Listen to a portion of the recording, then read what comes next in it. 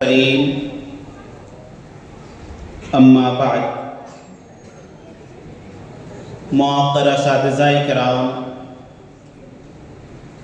معزز مہمانان اعظام و طلبہ نیک نام،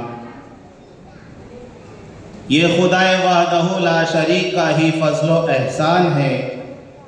کہ اس نے اس دینی اجلاس کے انعقاد کی سعادت بخشی۔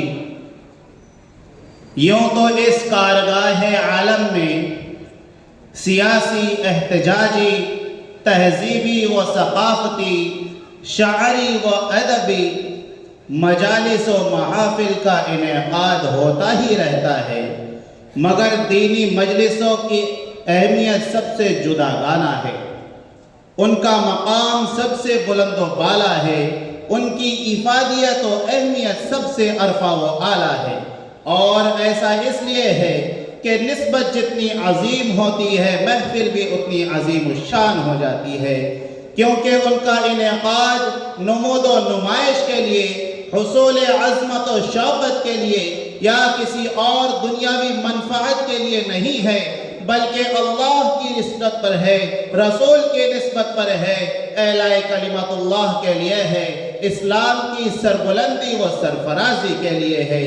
جی ہاں، یہی وہ مجلس ہے جہاں ایمان و یقین کی دولت نصیب ہوتی ہے، خوابیدہ احساس بیدار ہوتا ہے، سویا ہوا ضمیر جاگ اٹھتا ہے، غفلت و کاہلی کے دبیس پردے چاک ہو جاتے ہیں، اس بزم میں ہر ایک مہکش کو وحدت کا جام پلاتے ہیں، پیغام شریعت دیتے ہیں، انداز وفا سکھلاتے ہیں۔ ہاں، علم کے اس میخانے میں پینے سے سرور آ جاتا ہے، اسرار حرم کھل جاتے ہیں، جینے کا شعور آ جاتا ہے۔ ایسی مبارک محفل جس سے لڑکھڑاتی ہوئی انسانیت کو سہارا ملے، گمگشتگان راہ کو سراغ منزل ملے، آزردہ روحوں کو پیام اطمینان و راحت ملے،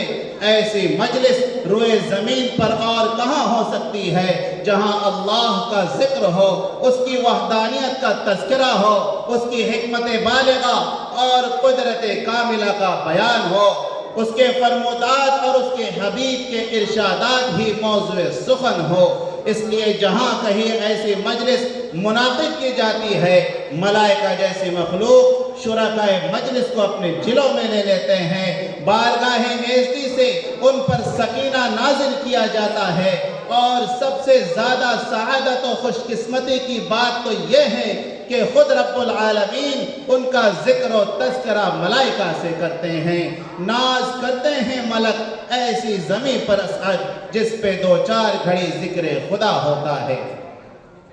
دوستو، آج کی ہماری یہ باوقار مجلس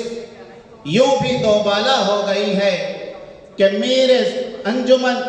اور صدر جلسہ وہ شخصیت ہے جو دانا بھی ہے اور بینا بھی، جو ہمارا مصلح اور مربی بھی ہے، مشفق و کرم فرما بھی۔ میرا روئے سخن حضرت مولانا عماد الدین قاسمی صاحب کی جانب ہے،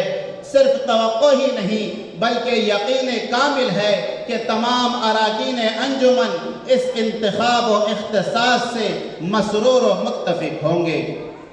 دوستو، وہ عنوان اعظم جو ہمارے انجمنوں اور نشستوں کے لیے شاہ قلیب کی حیثیت رکھتا ہے، جس کے بغیر ہم ایک قدم بھی آگے نہیں بڑھ سکتے، جس کے بغیر مجلس اجاڑ ہو جاتی ہے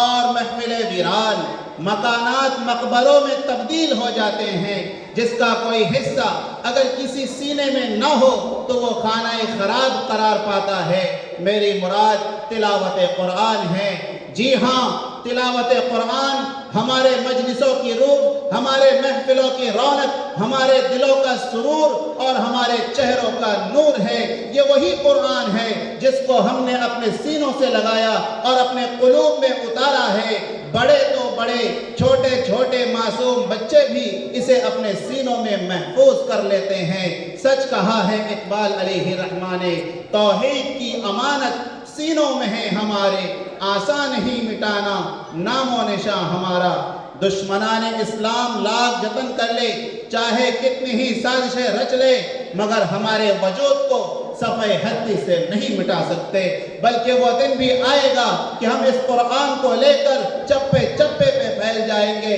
ہمارا قرآن خود یہ بشارت دیتا ہے، هو الذی ارسل رسولہ بالہدی ودین الحق لیظہرہ علی الدین کلہ۔ تقدیس کو لے کر پڑھتے ہیں، ایمان کو لے کر پڑھتے ہیں، ہم دار و رسم کے دیوانے قرآن کو لے کر پڑھتے ہیں۔ عزیز ساتھیوں، آؤ اسی قرآن کو لے کر آگے بڑھیں اور پروگرام کو بھی آگے بڑھائیں،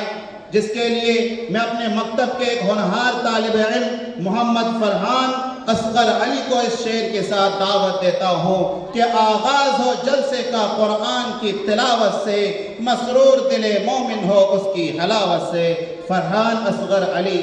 سے گزارش ہے کہ اسٹیج پر تشریف لا کر تلاوت کلام اللہ سے جلسے کا آغاز فرمائیں۔